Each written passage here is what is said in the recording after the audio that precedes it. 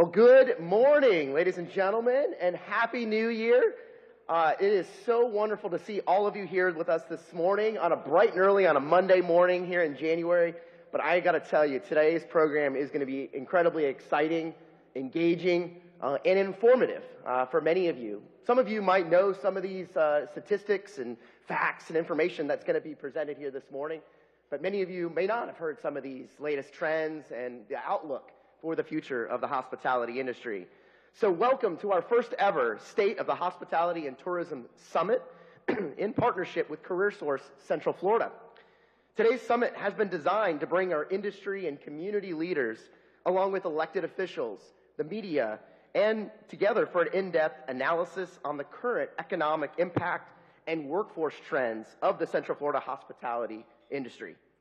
Today's summit will also include a panel of industry leaders representing leading businesses, organizations, and educational institutions within Central Florida, including UCF Rosen College of Hospitality Management, Lowe's Hotels, Hyatt Regency Orlando, and the Greater Orlando Aviation Authority. Together, our fantastic panel will share unique insights into the industry's landscape and discuss the challenges the industry is facing, provide real-life success stories, and explore strategic solutions that will help shape the future of the Central Florida hospitality and tourism industry. And lastly, we will conclude our summit this morning with small group discussions as we work together to find opportunities to collaborate for the betterment of the workforce and the future of the hospitality and tourism industry. Recently, CFHLA, Experience Kissimmee, Orlando North, and Visit Orlando all partnered together to commission an in-depth and independent analysis by Tourism Economics, which concluded that the Central Florida tourism industry generated an all-time high total of economic impact of over $87.6 billion in 2022. This was a 31% increase over 2021. And we all know that visitors are the economic driver for our region's economy, creating jobs for our local residents and contributing more than $6.2 billion in state and local taxes in 2022, which funded our community schools, law enforcement, fire departments, library system, public parks, and so much more. And lastly, this impact report highlighted that the hospitality and tourism industry created more than 450,000 jobs in 2022, which is nearly 1 in every 3 jobs in the region. Simply put, as a region, we are at the forefront of the U.S. hospitality and tourism industry, and when the hospitality and tourism industry is thriving, so too is our community. That's why today's summit is so important, and we must continue to foster collaboration with our community leaders in order to help steer the workforce and the industry into the future. So now let's officially kick off today's breakfast as we first introduce and thank today's presenting sponsor, FutureWorks Solutions and Blue Crew. Let's give a big round of applause.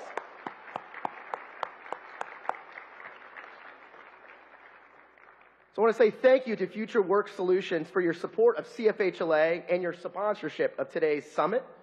And before we do the video here, I'm just going to play the video and I'm going to introduce Roger Dow, who is a legend here for our entire country, leading the U.S. Travel Association for many, many decades. And so with that, I want to say thank you again to FutureWorks Solutions, and let's play this video.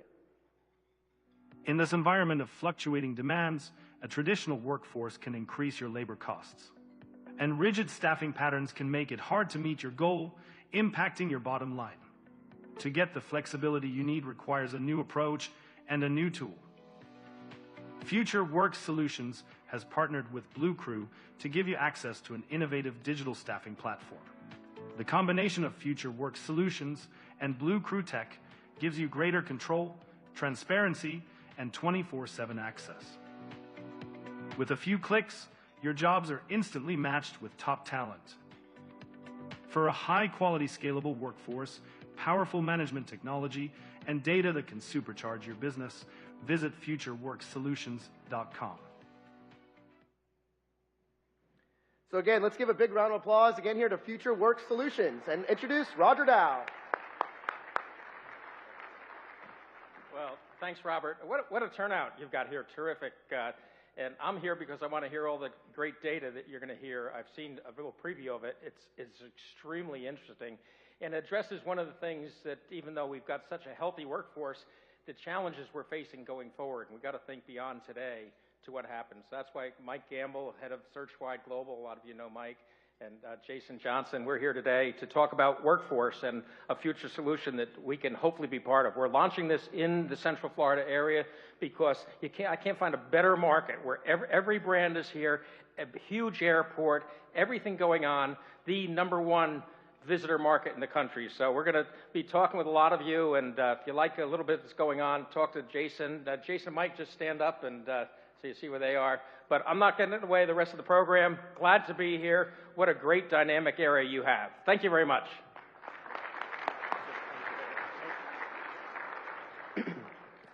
So thank you again to Future Work Solutions for your partnership with CFHLA and supporting our first ever State of the Hospitality and Tourism Summit.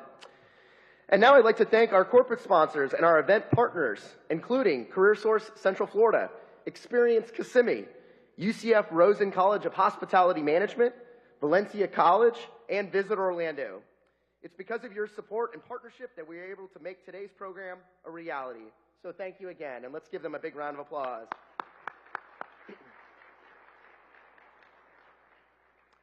And next, join me in recognizing today's wonderful host, Joe Cardone, the general manager, and the entire staff at the DoubleTree by Hilton Orlando at SeaWorld for their amazing hospitality and fantastic breakfast. Let's give a big round of applause here.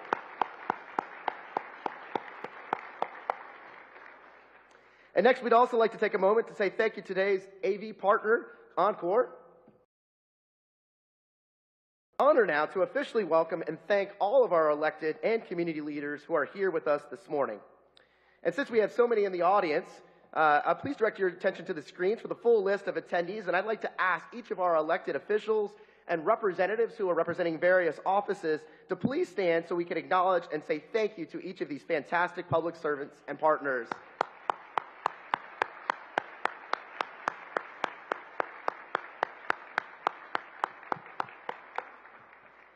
We truly appreciate your partnership and leadership, and we are grateful that you were able to join us with this morning.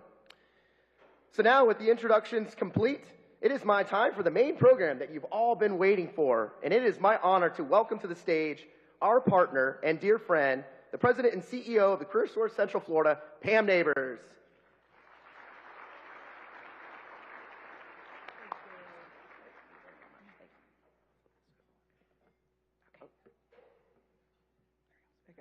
Good morning. Happy New Year. It's 2024. Wow. So, do you remember, some of you in the audience who might be the same age as me, when you were small and had a television that was black and white? A few of you remember that? Okay. Do you remember how amazing it was the day you got a color television? Wasn't that incredible? It was like a whole new world. Just recently, at the Visit Orlando Celebration Luncheon, Cassandra and team actually had an incredible speaker, Will Guidera, come, who really inspired us with this notion that service is black and white, but hospitality is color. I was so inspired by that. I really look at the Central Florida community as being one of amazing color and diversity. And so, good morning. Again, I am Pam Neighbors, President and Chief Executive Officer for CareerSource Central Florida. It's an honor to be here today, an honor to work alongside Robert and the CFHLA team. And we are delighted to partner and play a co-partnership role in lifting up Central Florida's Hotel and Lodging Association, our hospitality and tourism industry, which play such a pivotal role in our region.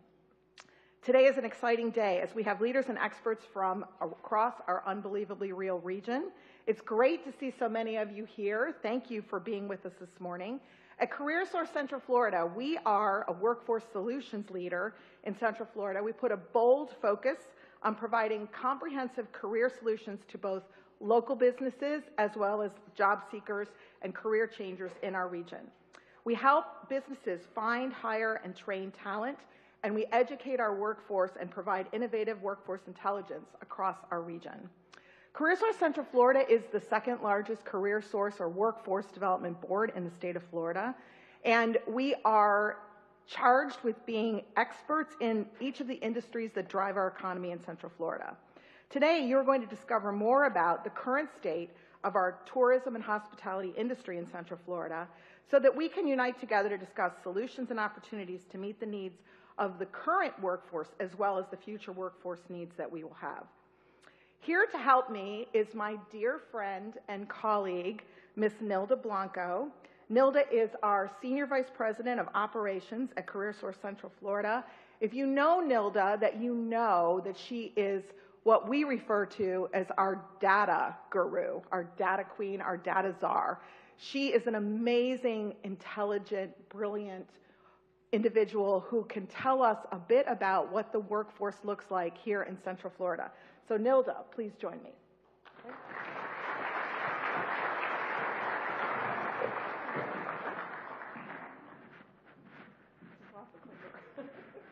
Leave it to the boomer. No, I'm kidding. Hey, boomer. Yeah. We actually need some technical assistance. Technical assistance, yes. It is in there. Well, good morning. And while we try to get that, I'm so excited to be here for a Monday morning. Hashtag winning. You all got here on time and look absolutely amazing and beautiful. That's me. Wow. So I've been in workforce development for a hot minute, but one of the things that I love is data. Because data helps us really understand what's happening. It gives us some insights. There's things we may know that are in our gut, but when we see the numbers, we say, huh. But then it can ask us those questions of what if, and why is that? So today, I hope to do this data walk with all of you to give you some thoughts and serve up some food for thought for this morning. Great breakfast. I don't know if data is going to line up with breakfast, but I'm going to try my hardest. The other thing about data is that I try to make data fun. So if I'm not doing that, make sure you tell me afterwards. So let's get started. Central Florida is a booming place. In the last 5 years, we've seen an increase of 10%, and we're going to see another 6.7% growth by 2027. So that means more than 3 million people. They and I will fight on I-4 to get to work, but it will be interesting. Our growth rate in jobs is 2 times that of the national average. Florida leads the country in job growth. And this industry, hospitality and tourism, makes up 40% of our jobs. Couple that with folks that come to see us. We have great entertainment. We like to have fun. We like to eat. And you'll see that our establishments have grown. We've had 74 million visitors in 2022, which is an increase, obviously, from 2021. But we haven't even gotten back to where we were before the pandemic. So before the pandemic, we had 79 million visitors. But I think in 2023, when the numbers come out, we're going to see that we're either there or above it. If you think about our airport traffic, and our airport friends are here, we've seen great increase in travel. We've seen lots of growth in occupancy rates have increased. That to me all signals that 2023 is going to be a lot closer to pre-pandemic than we thought we'd be. This industry drives $87.6 billion of impact in this region. That's 31% over last year alone. And so as we think about all the great things happening here and what Robert mentioned about that impact and ultimately to community, and that driver is definitely there. So let's talk a little bit about more what's happening in the industry. Big picture lesson from how data is structured. One of the things that we see is hospitality and tourism is this big sector, and a lot of different things are in it. But when you start diving down into what we call subsectors, you're going to see a little bit more insight, which is what we hope to talk a little bit more about today. So when you look at the big sector, you look at the drivers of growth. And in there, amusement and theme parks has seen a 5.8% growth of employment. We're going to see more of that with some more great things coming from our theme park industry. You've got more rides coming on. You've got Epic Universe sitting out there. That's just going to grow. Means we need more workers. Full service restaurants, like I told you, we like to eat. More fun, more food. We've seen a 2.4% increase there. But once I get full, I need someplace to sleep. Hotel and lodging is up 5.3%. So all of that, you see, it fuels one another and fuels the next thing. So we've got to look at this both from a big picture perspective, but also understand what's happening in hotel and lodging and some of these subsectors as we think about how we can continue to attract and grow our talent. This is always an ugly picture to show. This is what happened during COVID. So we were bumping along, we had good talent, everybody was happening. COVID happened, we went boom. But then, you see in the first quarter of 2022, we went back up. And you see that 49% growth, that 43.7. But that was all the bounce back from pandemic. We're starting to level out. But the good news there is that we're above employment rates where we were in pandemic. So I think you're going to, again, we're going to continue seeing growth in this industry.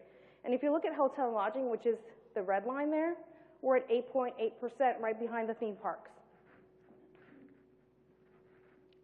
Businesses are booming. During COVID, we were all home kind of saying, what's going on? Our construction crews were building like crazy. So we had some great boom, and you see that in hotels, we had a 29% growth over 10 years. But interestingly enough, in the last 2 years, that was 14% alone. So all these great properties that are coming online, and the more that they are going, there's a couple more great properties coming online this year, we're going to continue to see opportunities for this region. Current workforce. When you look at Central Florida, we have almost 270,000 people working in this industry compared to the United States at 127,000. We have great concentration of talent. The country looks to Central Florida to say, hey, what's new and exciting there? They want to come steal your secrets. That's exciting. Hotel and lodging, 58,000 of the 269,000 folks work in hotel and lodging and create that wonderful customer and guest experience that you all support here, compared to 13,000 across the country. Whew, it is the race for talent, is it not? I'm sure your HR departments are tired. They're chasing after everybody they can. What job fair do you have this week? I'm going. But we're in a race for talent in all industries. It's not just a you problem. It's an everybody problem. And we start looking at the mathy math. I say that jokingly because when I need math help, I go to our CFO. Just say. But when you look at this, hotel and lodging, our demand was about 16,000. These are unique job postings. Y'all are posting for the same thing too. But big picture, everyone's competing for talent here. Before we look more at the talent in our region, I want to just pause and give you some dynamics that are still happening as you think about talent. Folks come to me and say, Milda, what's my best strategy? How do I figure this out? Total employment in our region is 1.5 million people, right? Our total population is about 2.9. Do the math. We're missing people. The next factor to think about is labor force participation, which means of the people that can work, how many folks are actually working? We're at 64%. There's other people that are missing still, right? And what's interesting is that even now we're at 64%. The last time this country saw a 70% labor force participation rate was back in the 1970s. We still haven't gotten back there.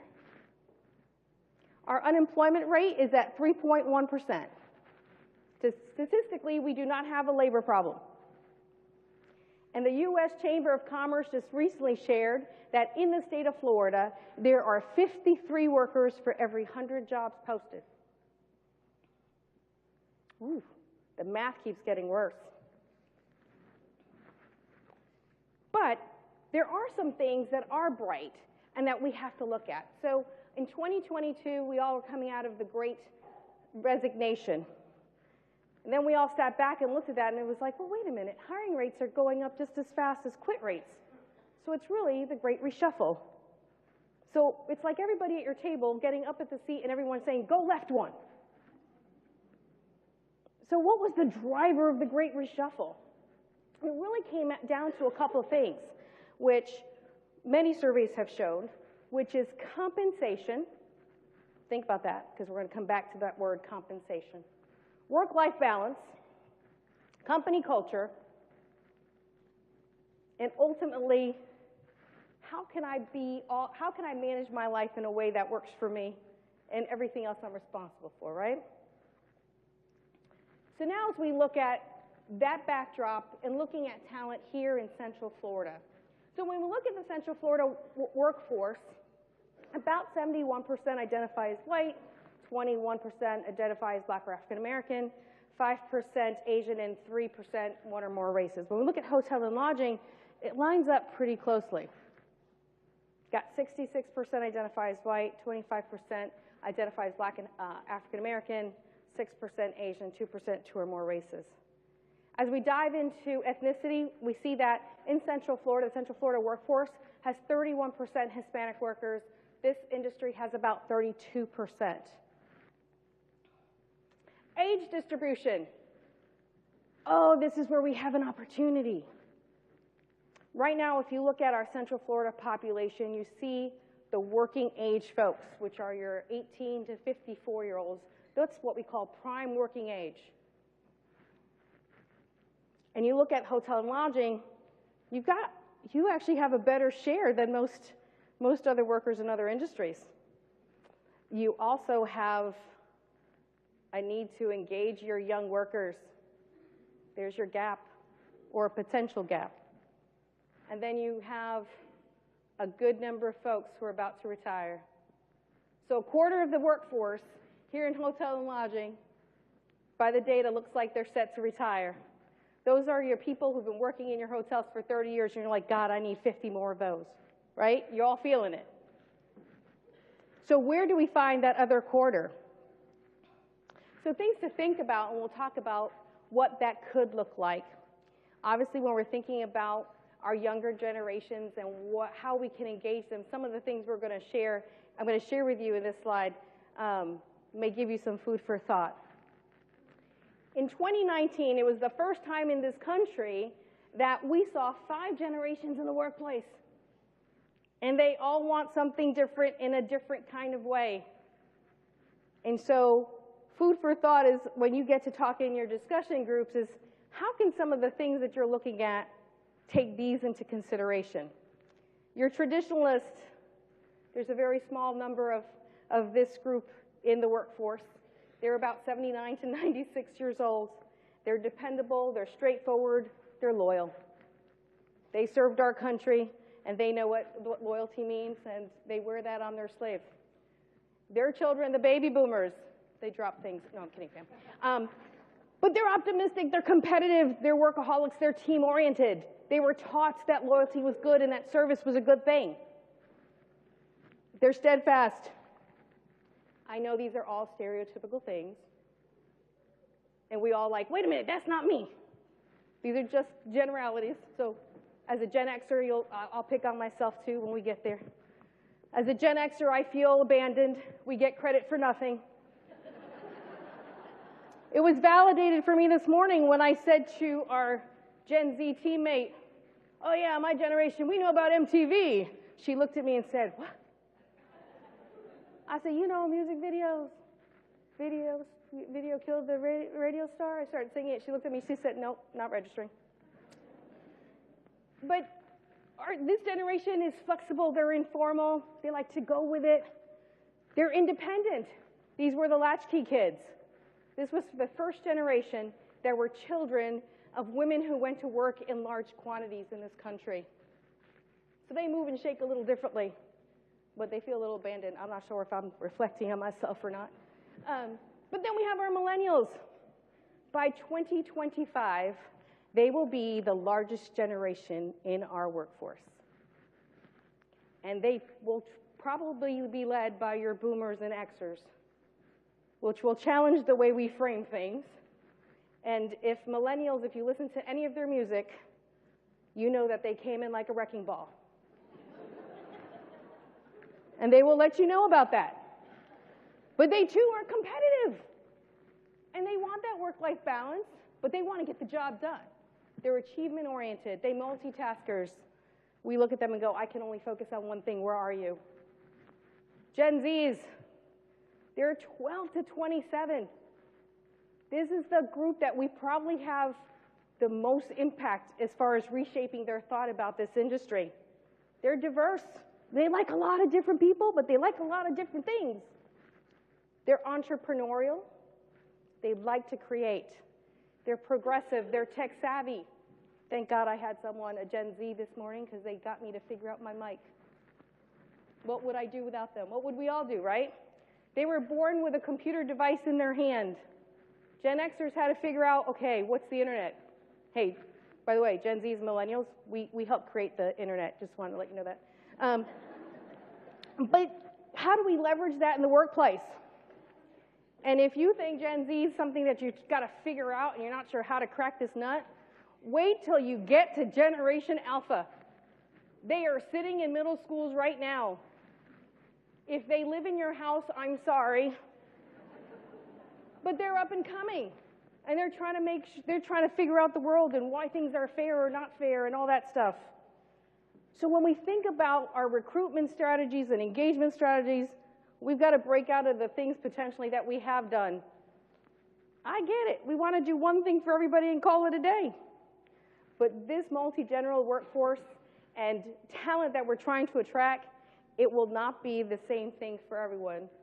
So same size does not fit all, which would ask us to think about how do we use technology to address some of the things. I love that little app. I did. I was like, oh, there's workforce stuff in there.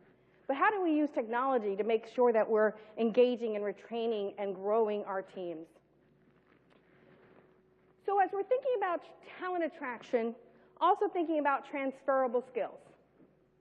This industry has always been known for growing its own talent in a great way.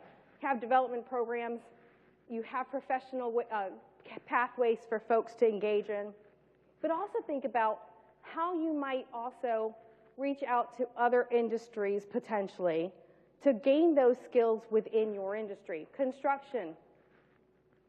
There may be an opportunity to add to some of those things that you have in your hotels. Management, IT, and finance. These are all framework skills that you all can think about. How can you attract into your industry? Which also gives thought about how do we think about reaching out to our post-secondary ecosystem. Many times you may think about your recruiters and say, well, we're hospitality, we're going to go to our hospitality programs, and they are fabulous in this region. We are blessed to have such great programs. There's also an opportunity to go look at some other programs in our region that develop these skills that you could actually bring into your space. Because those folks who are training in construction or IT and finance, they're not thinking about hospitality as an industry of great careers. So there's an opportunity potentially to go into those environments to recruit and talk about the great things that this industry has to offer. One of the big things I'm also hoping to do today with data is talk about wages. I want to do a little bit of a myth buster. There's this perception that this industry may not pay well. I know, I'm letting the numbers tell you. You all feel good about that? I do. Because this is looking at hotel and lodging. Remember what I said at the beginning is that, unfortunately, this sector gets sunk into this bigger sector. And so the impact of wages and the valuable efforts that you allow people to have are kind of lost in translation. But if we look at hospitality and tourism, comparably to the country, competitive, and in Central Florida, as competitive. When you compare to other industries at entry-level wages, the average entry-level wage here in Central Florida of all industries is $28,000 a year. Hospitality and tourism, hotel and lodging, it's $36,000 a year. It's only $1,000 a year behind manufacturing and construction, 2 behind healthcare. And the magic here is that we're just talking about wages. Let's go back to that other word we talked about, which was compensation, right? A lot of times we talk about this is what we pay. We're not telling our story. There's more. There's benefits, professional development opportunities. There's career pathing. That's the story I think we all need to tell about this great industry.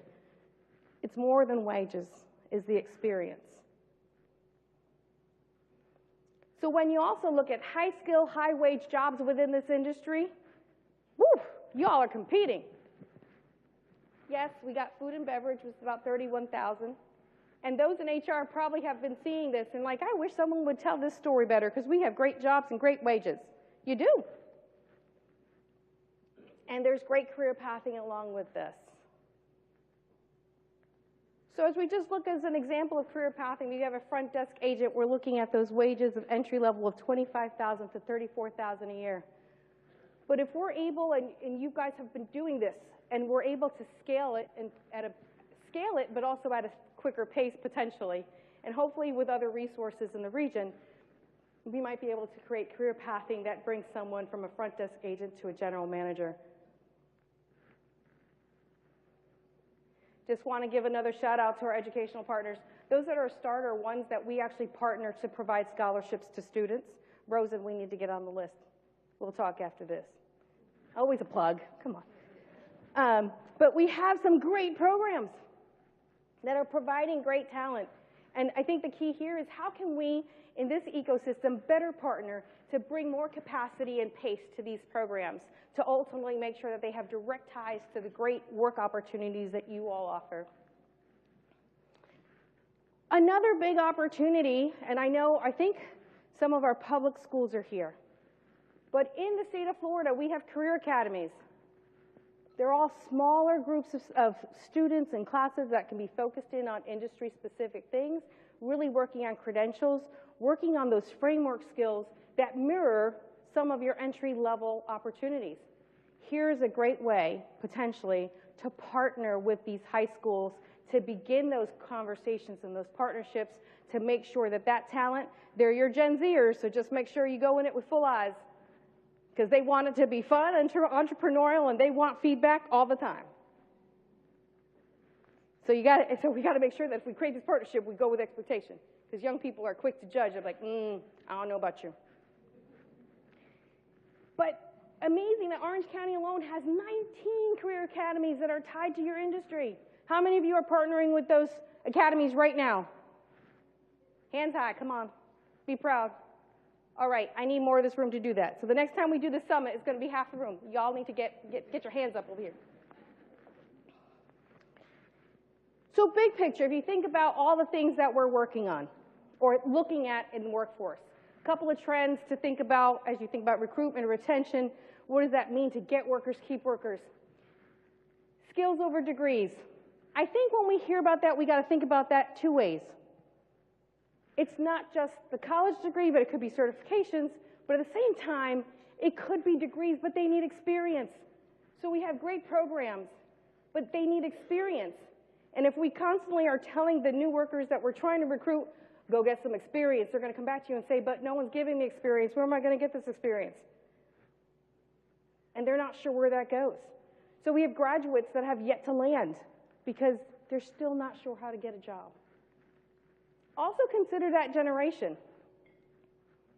These younger work generations that we're trying to engage. Their parents were impacted by the Great Recession back in 2009. They all lost jobs. So they said what they saw was loyalty doesn't pay because I'm going to lose my job. Then they graduated college or some post-secondary experience or high school, and what happened to them? The pandemic said, no, stay home. So they're still trying to figure out their way in. So as we think about our recruitment strategies and how we look at employment applications, I would encourage some grace because the numbers are not getting better and we will not have more folks to continue to engage. But there's also an opportunity to think about attracting non-traditional workers. which how can we work and develop more programs to engage individuals with disabilities? How can we think about our workplaces for returning citizens? And those are opportunities to consider again. Artificial intelligence, that's coming fast and hard, and none of us know what that's going to look like. But the one thing I will tell you is when you're looking at your employment platforms that you're using, make sure that they're not screening out people. Screen your people in. Workplace being, huge topic. How do we create that balance between what we want folks to do, how can we engage them in our workplace and get them to be part of what we want our companies to be? And the last piece I'll share with you, pay transparency and equity. Folks are looking to understand what their career pathway is. They want to see it. They don't want to guess it. So the more we can talk about how folks grow and what does pay look like, and that we also embrace equity along the way, will definitely get you an opportunity to engage that workforce. So I'm going to wrap up very quickly with a couple of key takeaways, because I've hopefully landed on all of these through my presentation, is look at your talent attraction strategies. Things that you may have done in the past, maybe working, maybe not. Challenge yourself to say, what if? What if we did something different? Focus on skills. Look at, like I said, look at those new workers from a skills-based perspective, and there's degrees, and help them get that experience. And big picture, I think we all need to tell a better story around compensation, because we get stuck on wages and we lose the experience. So thank you so much for joining us today. I know the panel that's coming right behind me is going to give you some more insight into the industry. I appreciate your time today, and I'll be around after if there's any questions. And just know that the presentation will be emailed to you after this event, and it'll also be found on our website at careersource.com. So thank you.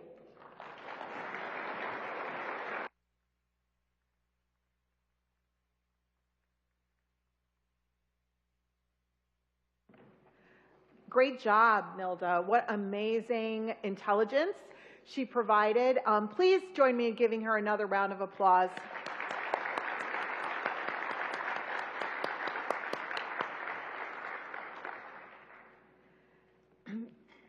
At CareerSource Central Florida, we are leading a thriving destination and place to live here in Central Florida. So it gives me a great honor to transition to our panel of experts. These are individuals who are nose deep in the hospitality and tourism industry in our region. During this panel, we're going to take a deeper dive into their perspectives, how the industry has changed during the past few years, and what the current and future challenges are that we face, any misunderstandings that are out there, and how can we meet the needs of our future economy. So let's get started. But before I do, I'm going to introduce our panelists, who all can come up as I introduce you. First of all, we have Barb Bowden, Area Managing Director at Lowe's Hotels at Universal Orlando.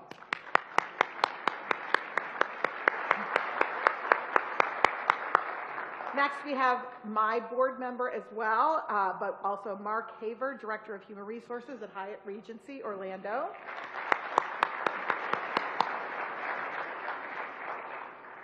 Dr. Randolph Hudgens, Vice President of Human Resources at the Greater Orlando Aviation Authority. Dr. Hudgens. And last but not least, Dr. Cynthia Mejia, Interim Dean at UCF Rosen College of Hospitality Management.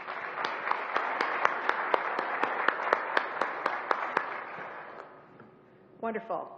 So I'm going to start with the easiest question, which is, please introduce yourself and share with us how you got into hospitality and tourism and why you stay. Why are you passionate about this role? So we'll start with Barb.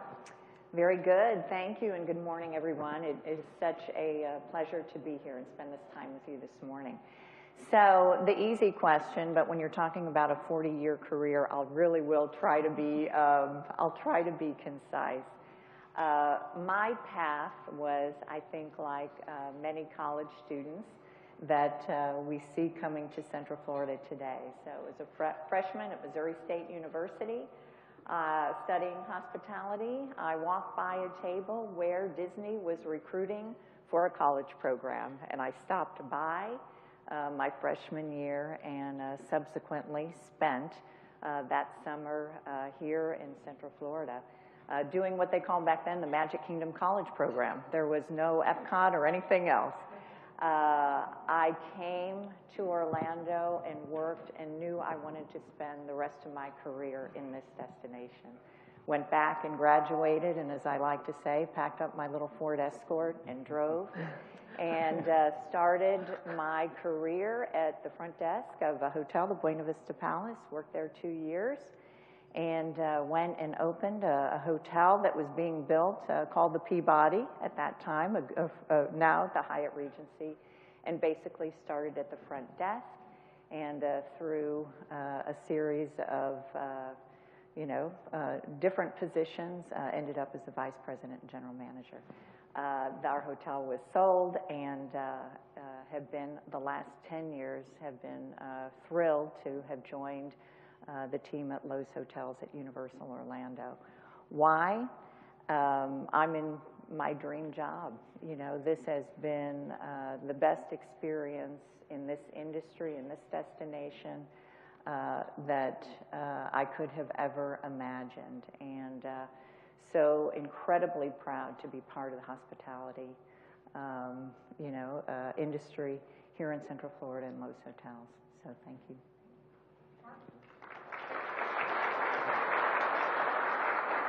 Good morning, everybody. It's great to be here. My name is Mark Havard. I'm the Human Resource Director at the old Peabody Hyatt Regency Orlando. I believe it's been 10 years now that it's been the Hyatt Regency Orlando.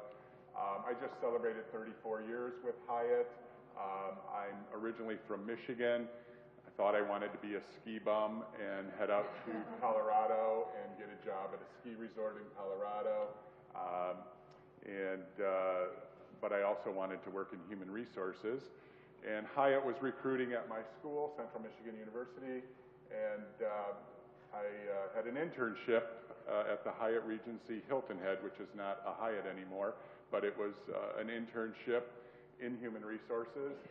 And when I was in that internship, I saw a lot of hard work, a lot of fun, a lot of career growth, both in and out of the hotel and inside the hotel.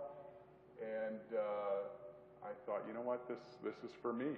And working in human resources for 34 years with Hyatt, I found great reward in the impact that you can make on people's lives. And so here I am, and that's why I stayed. Excellent. Thank you, Mark.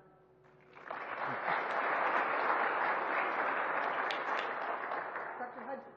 Good morning, everyone. I'm Dr. Randy Hudgens. I kind of doctor just, but okay. Randy, yes, yeah.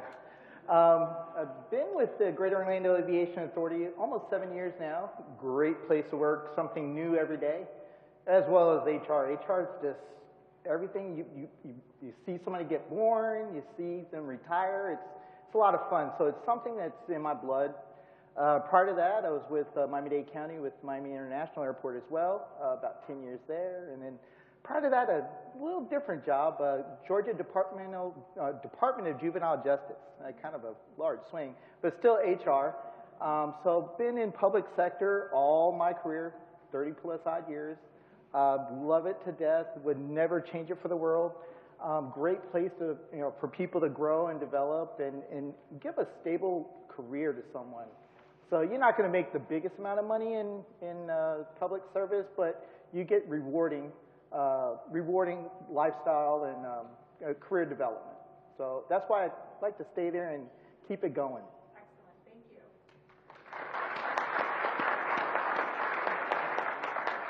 And Dr. Mann.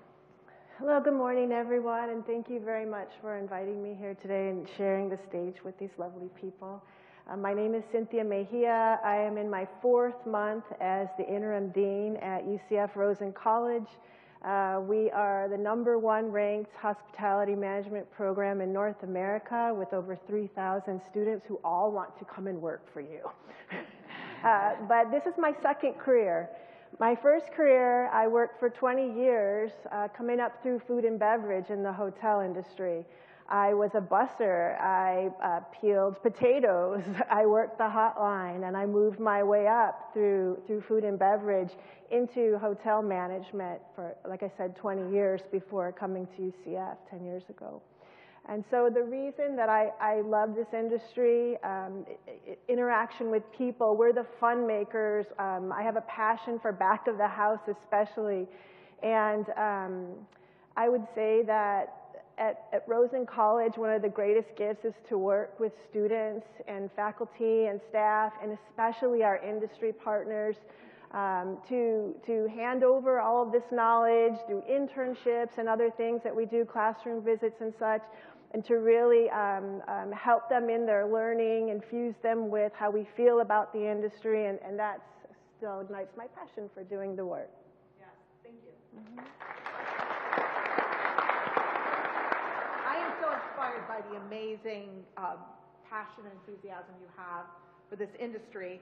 Tell me, any one of you, from your perspective, as you look back over your career, and even in aviation as it's supporting the industry, how has the industry changed in the last 5 years? We heard a lot of data. We looked at changes from pre-pandemic to post. How has it changed in your space? Well, I can start. Sure.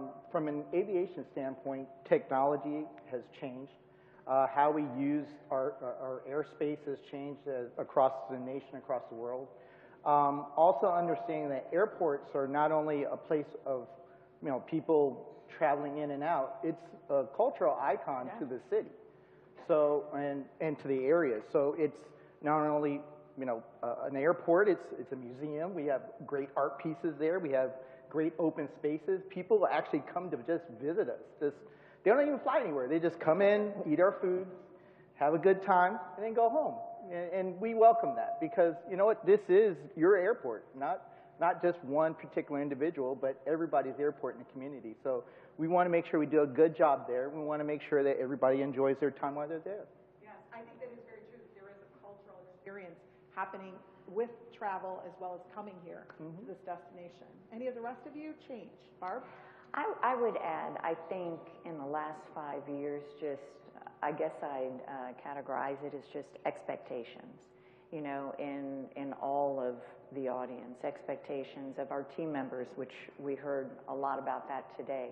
Expectations of our guests, some expectations of, what is service today, and looking at service and what do people expect.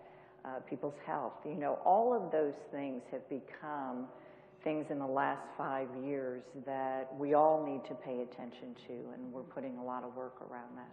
Yes. Anyone else? I would say that, the last 5 years has been probably the most significant change. The race to, after the pandemic, before the pandemic, achieving record levels of business, and to have the pandemic itself, which was in our industry, I'm sure, the most challenging years that we've ever experienced, probably all of us in this room. And then the race back, it started kind of gradually, but then as Nilda's chart showed, the race back for employment was at unprecedented levels, and not just competing with each other in the room, but competing with other industries to find great talent. But I also think we learned a lot about the workplace during the pandemic as well, and flexibilities that we can have in our industry that people might think is quite demanding. Piloting hybrid work, even for operations people. Piloting hybrid work, and some from home and some in the workplace. And as Barb mentioned, the well-being and lives of those folks that work in our industry, and the compensation, significant growth. So I think we have a lot to be proud of, but it's been a rapid change. Yes, absolutely. Yeah, thank you. And I would add in higher education, we now have Gen Z in our classrooms. And echoing so many of the things our speaker said earlier, you know, they are interested in long-lasting partnerships in your organizations. They want to see pathways going in. They are interested in their well-being and work hours and pay and all of those things and benefits that, of course, we were headed that way before the pandemic, but now coming out, they want to know that, that they have a long, long career. They are interested in learning from the older generation of workers. They want that knowledge transfer. And they're excited for their future. And after having been behind computer screens for 1, 2, some of them 3 years, they are so wanting to be around people. And we're in the people business, so that is something that they're seeking, is that high engagement with their coworkers and also with our guests. Absolutely. Thank you. Barb and Mark, you both spoke about your long and your careers and your passion around the industry, starting as interns. You know, Nilda earlier stated that 40% of our current jobs within Central Florida are connected to hotel, lodging, tourism industry, theme parks. If you were to have a conversation with people who were working in the other 60% of the region and maybe not employed in hospitality and tourism, first of all, what do you think are some of the misconceptions that they might have about the jobs in your industry? And then do you have a story or a little slice of what it is actually like to work inside the industry? Yeah, I think the most common misconception that people have in our industry is that it's a low-paying job that doesn't really lead to a great career. And this weekend I was taking a look. First off, we don't have any positions, I'm speaking selfishly about my hotel, we don't have any positions that start below $18 an hour. And you know, I look at some of the earnings of our housekeeping room attendants, and they're anywhere between $40,000 and $45,000 a year as a room attendant, and it really makes me proud to have those type of earnings. We have servers in some of our outlets, an outlet that's open 5 hours a day. 5 hours a day this outlet's open. They're making over $90,000, and they have benefits matching 401k. So our industry is not a low-paying industry, and it's also an industry where development and career growth is very, very common. Our current front office manager started as a front office host with us and worked her way through different positions, had her job eliminated during COVID, got hired, rebridged all of her service, and in 7 years, she went from host to front office manager, and her salary grew 350% in 7 years. Wow. And she replaced a person who also started as a front office host and is now executive housekeeper at one of our hotels in San Diego. So these aren't uncommon stories and career paths in our industry, and so that's what I would tell the other folks. Thank you. Barb. So clearly, you know, there are so many success stories, and I agree with Mark. You know, for somebody who comes into our industry with a growth mindset, you know, we are an industry where you can start, as we have, at entry level and end up in executive roles.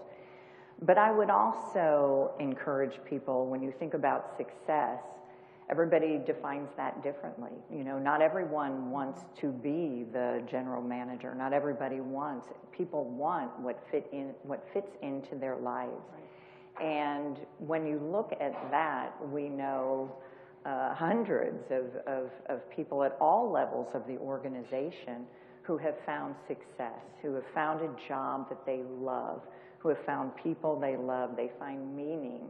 You know, they find, as we say, family.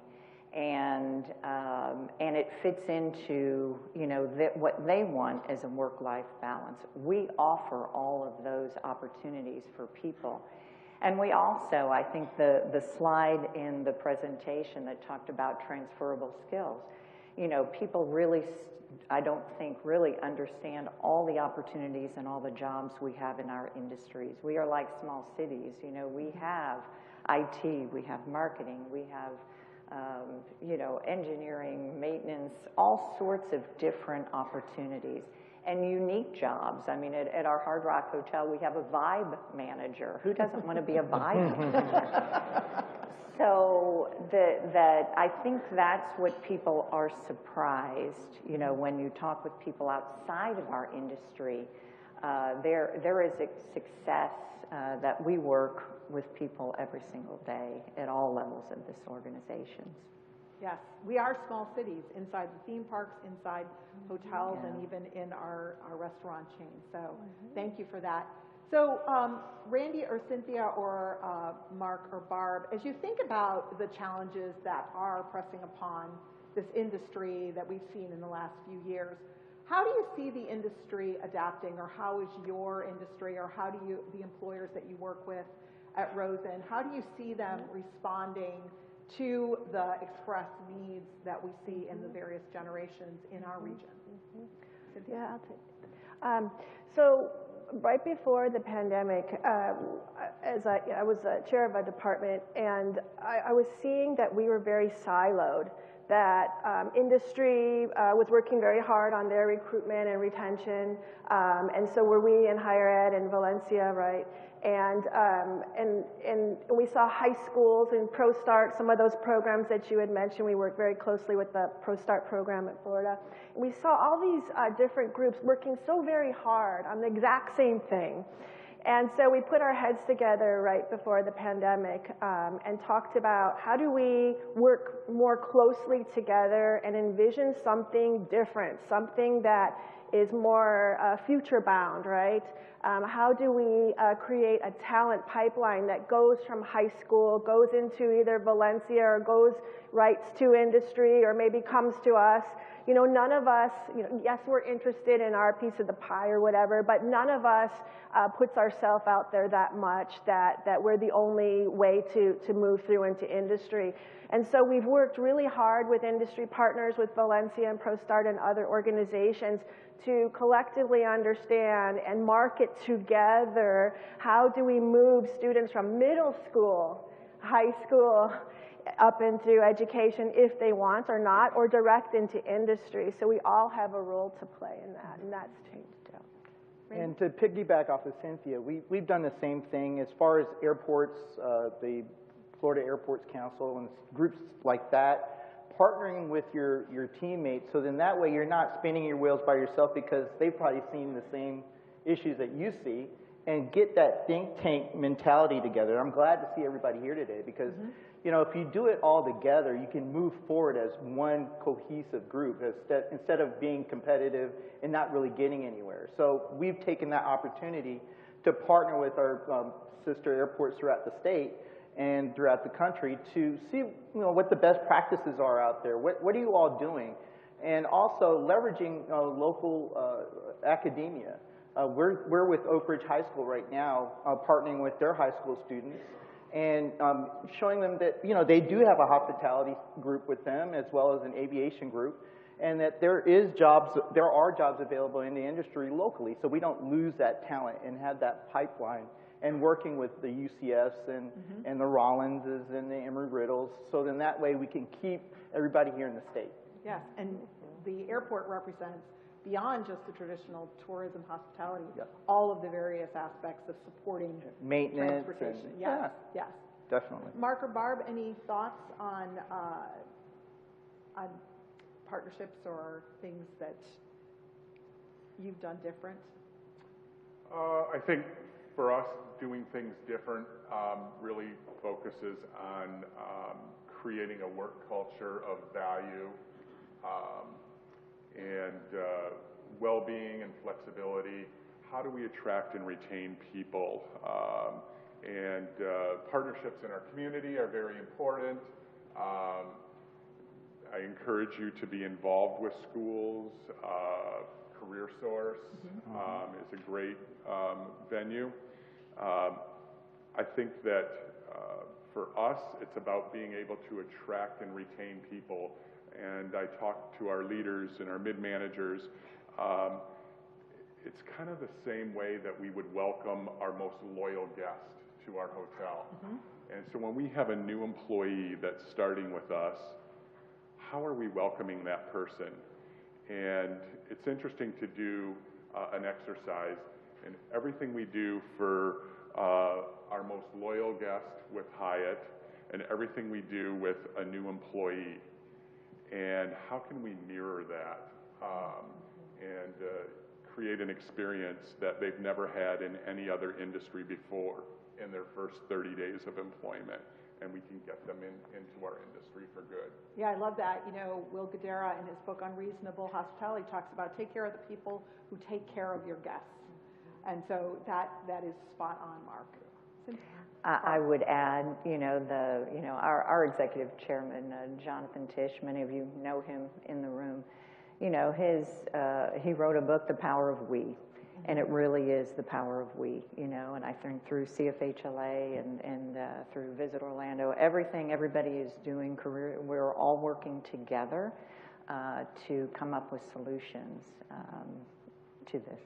Yes, we are an incredibly collaborative community. I've always been so inspired by that as I've worked in this community. How do your organizations give back? Mark, you mentioned partnering with organizations for talent, but how do you also give back? I know Central Florida Hotel and Lodging Association sponsors high schools and has a great partnership with many of the schools in our region. How do your organizations also give back to the community?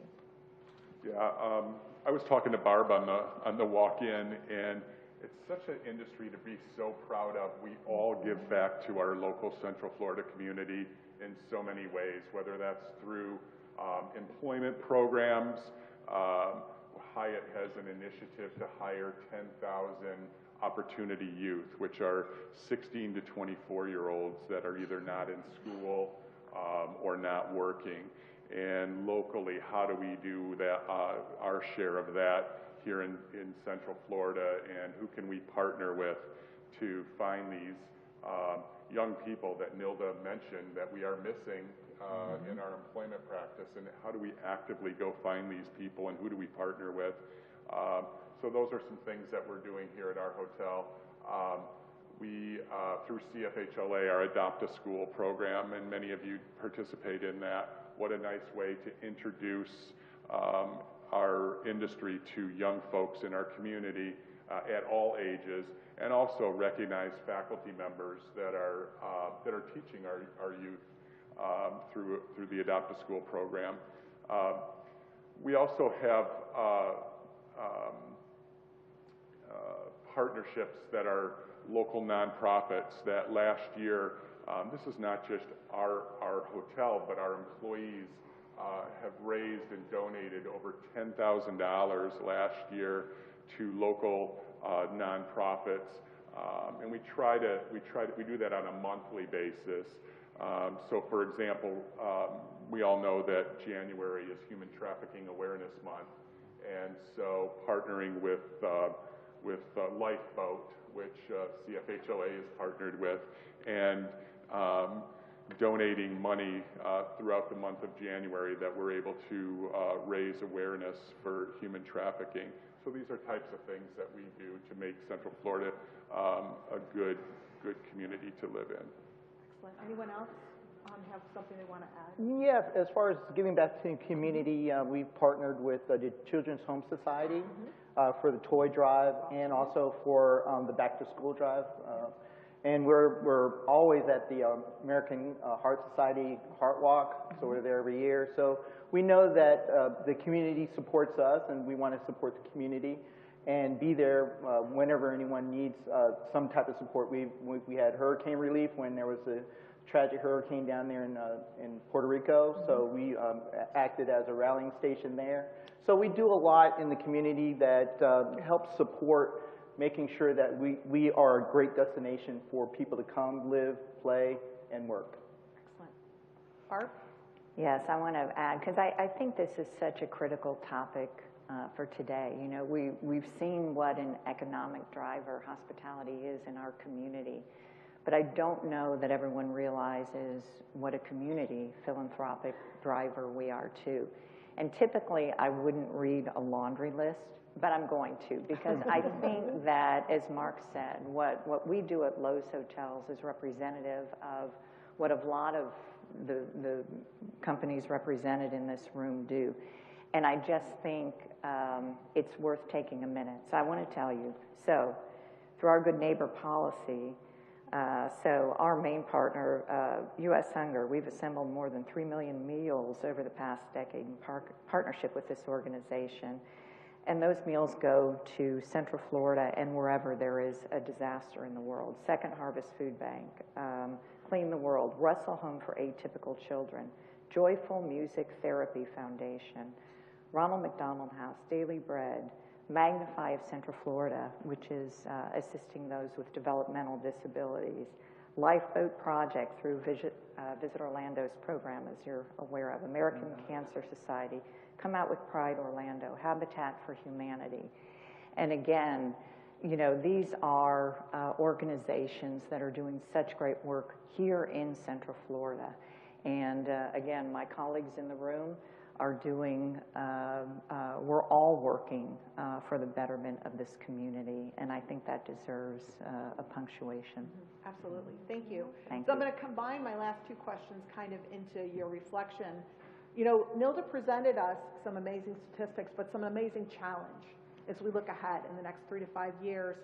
So as you finish up here on this panel, first of all, what do you think is the biggest challenge that if we do not meet the workforce needs we will be facing in Central Florida? And then what is the takeaway you hope this audience walks away this morning with? So Barb, I'll go back and start with you at the end. I think this workforce challenge is something that we have to continue. All of those pathways into our industry and educating those in our industry. It's going to take multiple pathways to solve our workforce challenges. I think the takeaway is really the impact, impact to our community. All of these efforts that we are doing to create jobs and be the economic driver, to continue to be the economic driver to the community, and the positive impact to our Central Florida community would be what I hope people walk away with today. Thank you. Mark? Yeah, it's hard to follow that. It is about impact, and as I thought about my time on this panel over the weekend, it really makes you, if you sit down and think about what you are doing for not only just our community, but the people that are in our community, it's a tremendous impact, and it's something that we should all be proud of, and that message needs to be out there, really emphasized in Central Florida. I think our challenge is to continue to find ways to really show and illustrate the career opportunities that are in our industry, the benefits that we have to offer, the career development that we have to offer, and the stability that we can find with our careers in the hospitality industry. And I also think from a guest standpoint, the challenge is how do we continue to create outstanding experiences that aren't delivered in other areas of the country. So we stay on the forefront of hospitality and tourism in the United States with creative ways to exceed our people's expectations when they come here. I love it. I think that's very true. Thank you, Mark. Randy? Along with Mark, the biggest thing is the whole branding, Orlando experience. Unbelievably real. It is. I mean, it's here. It's there, and that's at stake right now. If we don't change the way we access our talent pool, how we keep our talent pool here, if you don't find new ways to bring in new people, you become stale. And we as a community and we as organizations thriving in this community cannot have that be in jeopardy. So I know those are strong words, but a lot of these words mean that, okay, we want to maintain that Orlando experience. We want to promote it. We want to push it through the area. I mean, we have the Bright Line train coming in from Miami.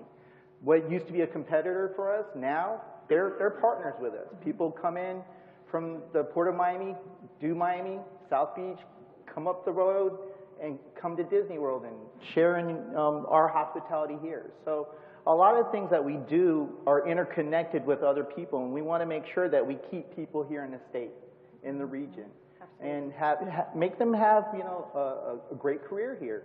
So the way we've done it at the Greater Orlando Aviation Authority is, okay, day one benefits. You start with us on day one, you have health insurance. That was a big move for us. Next thing, hey, how much did it cost to go to Valencia College? $3,500.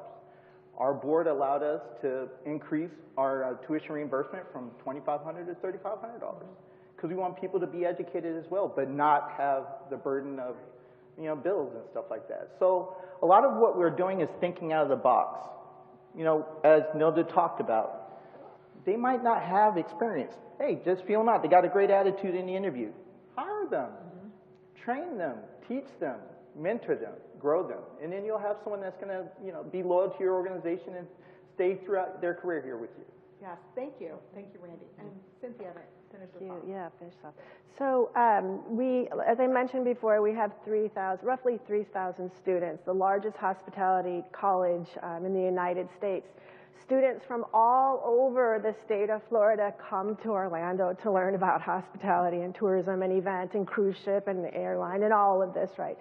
And you know, at our career fairs, we have a career fair twice a year. We have over 120 companies come from all over the United States and internationally to recruit our students. They are in very, very high demand. And so I just want to encourage all of you in this room, and there's many who are already here who help and support and do internships with our students and hire our students, who do volunteer work with our students, want to continue that.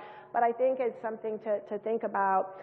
What we're focusing on also is not only going to high school, but I think we need to go, you know, a little further into middle school and create camps and create different activities that kind of start the bug a little bit earlier with their parents and their families who already work in this industry. I think that we in higher education need to do a little bit more work on reaching out a little bit further in and start getting them started to think about our industry a bit earlier.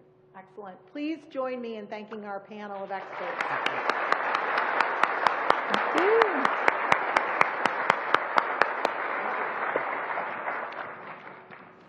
So I'm now going to turn our program back over to Robert. So welcome back to the stage. And I promise I won't throw the clicker, Robert.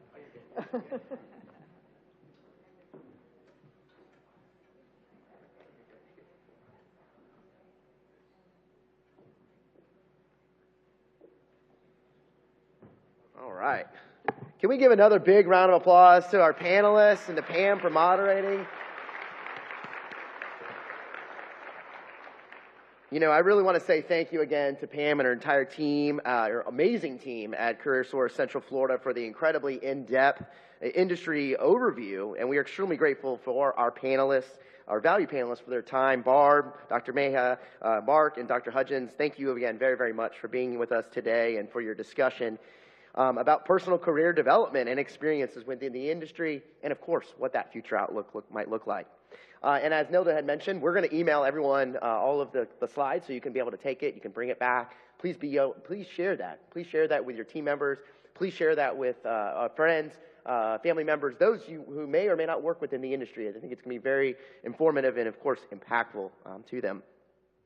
And so now that we've heard all this information and the personal testimonies, now I want to do something a little bit different, a little bit more unique with you. So at our small group, at your tables right there, we're going to take the next couple of minutes and we're going to ask you to talk about 3 particular questions. And we want you to have a discussion at your table and maybe have someone kind of, we're going to pick a few of you out to kind of talk through and highlight some of those topics that were discussed here today. And so the first question I want you to ask is, what is the most important and actionable takeaway from today's summit, and why do you feel it's important? And then secondly, what do you see as the biggest challenge facing the hospitality and tourism industry moving forward? And then lastly, how can your company and organization work with CFHLA, Career Source of Central Florida, to address the workforce needs of today and the future of the hospitality and tourism industry? So I'm going to leave the slides up on here, but I'm going to everyone take about the next 10 minutes or so to have some discussion at your tables, and then we're going to address a couple of you to kind of share publicly what kind of you felt was the consensus at your table here before we conclude the program. So thank you all very much for your participation.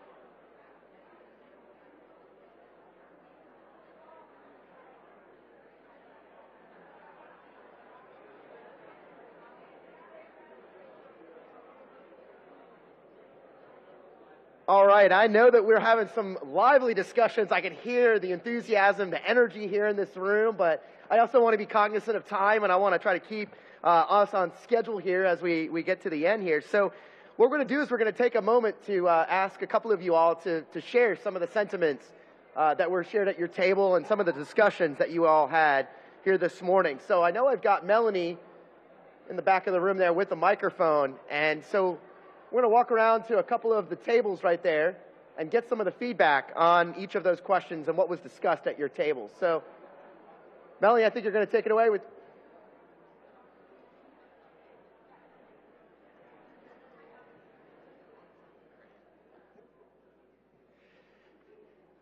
All right, I guess we get question one here. So some of the takeaways that we were talking about was, as we kind of looked at some of the slides that they were putting up there, we were looking at the generational workforce. And as we kind of look at it, obviously Generation Z, Generation X, or the millennials, and we look at some of that. One of the things that I think is a takeaway for us is really to look at the Generation Z and really look at how we can attract them a little bit more into our industry, because for them it's instant gratification. And I can tell you, I'm a advocate of this. I tell my kids every day, you're going to college. There's no doubt about it. You're going to college. But what workforce experience are they going to get along that way to make sure when they come out of college, they get a pretty good paying job? Because if you think about it, some of them that come out of college and we hire them as a front desk agent or a server, and we tell them, hey, you're getting paid $15 or $16 an hour, you have a 4-year education, did nothing good for you, right? So it's how are we educating them to understand that as they go through school is getting that workforce experience at the same time. So when they come out, they can come out into a better paying job to be able to pay off some of that debt that they probably acquired while they were going through school. So I think that's a big takeaway for us, but it's also kind of a little bit of question too, because it's a big challenge. So. Thank you very much, Jason.